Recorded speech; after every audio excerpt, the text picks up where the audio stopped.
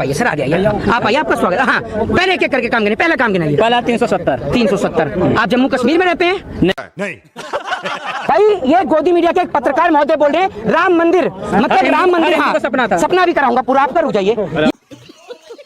ये कह रहे राम मंदिर, राम मंदिर यानी ये कह रहे मोदी जी ने बनवाया है। तो एक बात, यानी मोदी जी ने सुप्रीम कोर्ट के जज को खरीदा और राम मंदिर बनवाया, मैं नहीं, ये भाई कह रहे हैं। ये फंस गया सी है। अच्छा, ये काम कहाँ है? ये सब मुक्त हो रहे हैं, धीरे अपराधी मुक्त हो रहे हैं। तो अमित शाह जी देश में नहीं रहते अभी? अमित शाह आप कैसे गृह मंत्री हैं? वो गृह मंत्री हैं वो। तो तड़ीपार कौन था फिर? तो मोदी जी को इसलिए बनाया था प्रधानमंत्री कि विदेशी यात्रा पे घूमते रहे, इसलिए बनाया था प्रधानमंत्री। विदेशों में वर्चस्व है मोदी का। है? कितने विदेश घूम के आए आप? मैं? हाँ, मैं तो अपने भारत घूम रहा हूँ। तो फिर आपको कैसे पता मोदी जी का विदेश में वर्चस्व है? आपने देखा नहीं, पूरी मीडिया लगी हुई है कि विदेशों में वर्चस्व है। यूक्रेन युद्ध को ले लीजिए। अगर एक बात आप मुझे बताइए, कल को अगर मीडिया ये कहेगी कि ये गोबर नहीं च्यवनप्राश से, तो आप चाट लेंगे? ये गाय के बच्चे को भी इतना पता है कि माँ का दूध पीऊंगा तो ताकत आएगी, इसलिए वो अपनी माँ का दूध पीता है। लेकिन इन्हें अंधभक्तों को इतना नहीं पता, ये गाय का गौमूत्र और गोबर खा रहे हैं। तो दोस्तों, शुरू के क्लिप देखकर आप समझ गए होंगे कि आज का वीडियो कैसा होने वाला है, और ये वीडियो मैं अभी आपको पूरा दिखाने वाला हूं। उससे पहले मैं आपको ये बता दूं, आज के इस वीडियो में मोहित शर्मा ने इस गोदी पत्रकार की धज्जियां उड़ाकर रख दी हैं। इसको पूरा एक्सपोज कर दिया है, हर एक सवाल पर इसकी धुलाई की है, और सवाल पूछने के बाद में क्या गजब धोया है मोहित शर्मा ने।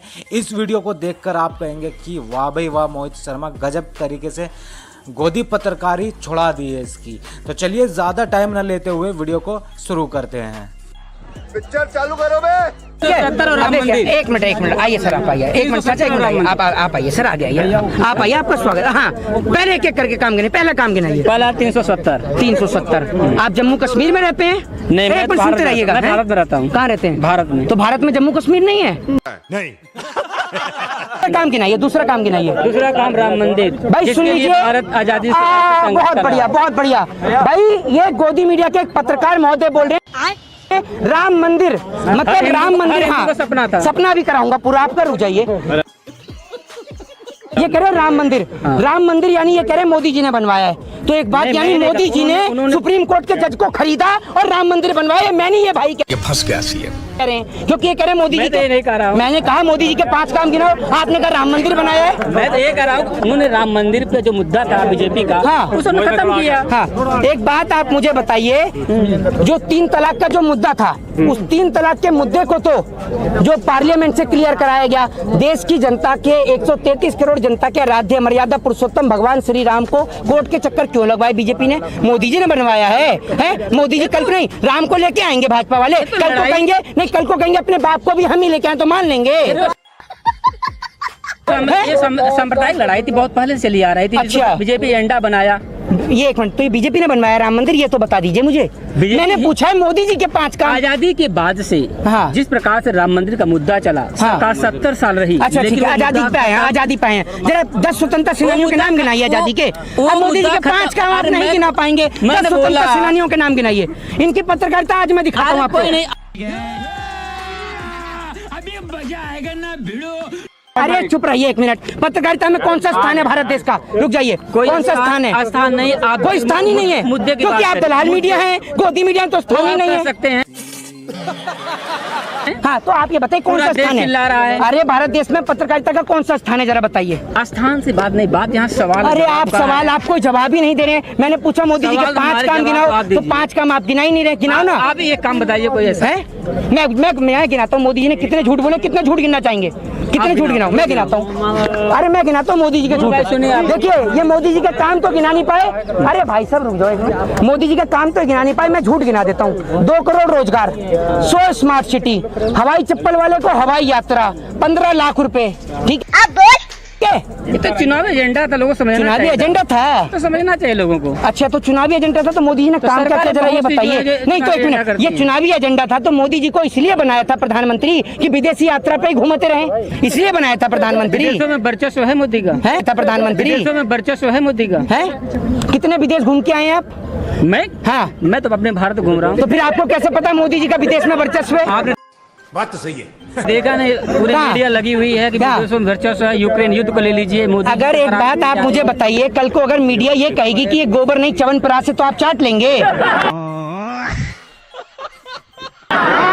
बताइए, ये तो मीडिया क्यों कहेगी?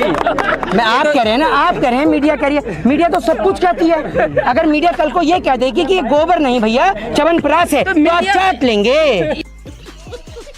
तो दोस्तों जैसा कि आपने देखा अभी तक के वीडियो में मोहित शर्मा ने गजब धुलाई की है और आगे भी वीडियो में गजब धुलाई करने वाले हैं, क्योंकि अभी तक वीडियो जो देखा है वो वीडियो का टेलर है, पिक्चर अभी बाकी है। तो चलिए दिखाते हैं आगे का वीडियो। ये लोग जो गुमराह हो रहे हैं तो वोट क्यों कर रहे जनता, फिर वोट क्यों कर रही जनता? किसे? आप जनता को क्यों नहीं समझा पा रहे हैं? थोड़ा खुल जाओ। जनता को हम नहीं समझा पा रहे हैं, ये जनता का आपने दिमाग उलझा रखा है। एक गाय के बच्चे को भी इतना पता है। अरे सुनिए तो, ये सुन लीजिए ये, अरे सुन तो लीजिए, ये गाय के बच्चे को भी इतना पता है कि माँ का दूध पीऊंगा तो ताकत आएगी, इसलिए वो अपनी माँ का दूध पीता है। लेकिन इन्हें अंधभक्तों को इतना नहीं पता ये गाय का गौमूत्र और गोबर खा रहे हैं। चलो दो। तीसरा क्या बताया आपको, सड़कें पूरे भारत में चमचमा रही हैं, देख रहे हैं आप। अच्छा, सड़कें चमचमा रही हैं। एयरपोर्ट आप देख रहे हैं पूरे भारत में किस तरह से। अच्छा, राजनीति का एक अलग ध्रुवीकरण कर दिया गया है। अच्छा, काम कहाँ है? ये सब मुक्त हो रहे हैं, धीरे धीरे अपराधी मुक्त हो रहे हैं। तो अमित शाह जी देश में नहीं रहते अभी। अमित शाह आप कैसे गृह मंत्री है वो? गृह मंत्री है वो। तो तड़ीपार कौन था फिर? क्लीन चिट मिली है? क्लीन चिट मिली या नहीं? तो मिलेगी नहीं क्या? बहुत से नेता अरे भैया आरोप लगता है। मैं पूछ रहा हूँ, शादी हुई आपकी? शादी न होना एक अलग बात है। अच्छा, हम मुद्दे की बात करते हैं। मैं कह रहा हूँ अमित शाह को क्लीन चिट मिली, कोर्ट से मिली या नहीं मिली? आप, मैं कह रहा हूँ या नहीं, आप बीसीसीआई में कुछ मेंबर हैं क्या? देखो ये है या नहीं है ये बताइए ना। इसलिए नहीं बन सकते आप क्योंकि आपके पिताजी देश के गृह मंत्री नहीं है, आप तो हमारे पापा नहीं है। किसान तो है ना। अरे भैया यहाँ जिसको देखो वो किसान का बेटा है। मोदी जी भी किसान के बेटे हैं, आप भी किसान के बेटे हैं।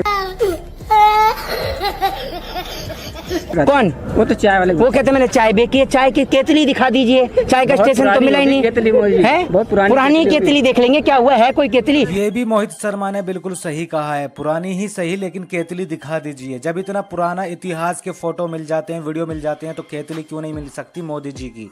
तो ये भी बात एकदम 100% राइट कहा है। भाई साहब मोदी जी का बस नहीं चल रहा। अभी तक किसी पत्रकार ने इनसे ये नहीं पूछा कि मोदी जी इसरो के बारे में क्या कहेंगे, वरना मोदी जी यही कहते कि मित्रों, भाइयों, बहनों, इसरो से मेरा बचपन का नाता है। अब मीडिया वाले पूछेंगे कैसे, तो मोदी जी बताएंगे ऐसे कि जब मैं स्कूल में पढ़ता था तो मेरे से क्लास टीचर कहती थी कि लड़कियां उस रो में बैठेंगी और आप इस रो में बैठेंगे, तो मैं इस रो में हूं।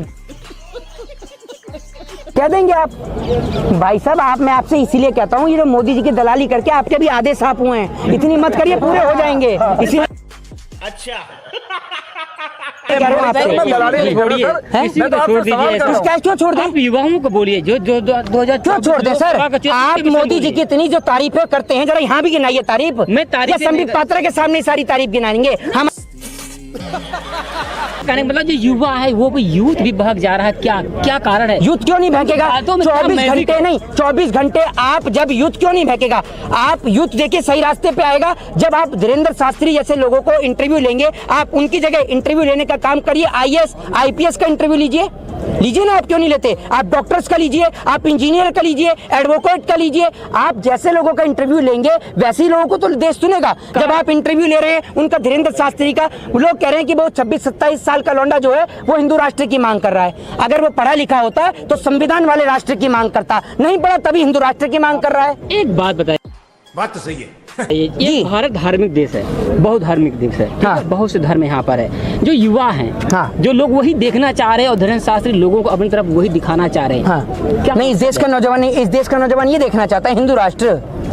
अभी आपने देखा बिहार में कितना बड़ा जो कि आंदोलन हुआ। मैं नहीं देखता, आप देखते हैं। आप आचार्य होंगे आपके, आप मानते हो? मैं नहीं देखता। आचार्य नहीं, मेरा कहने मतलब यूथ है साथ में। क्यों देखेंगे हम? शास्त्री जैसे लोग तो हाँ, तो मैं तो 100 साल का बुड्ढा हो गया ना।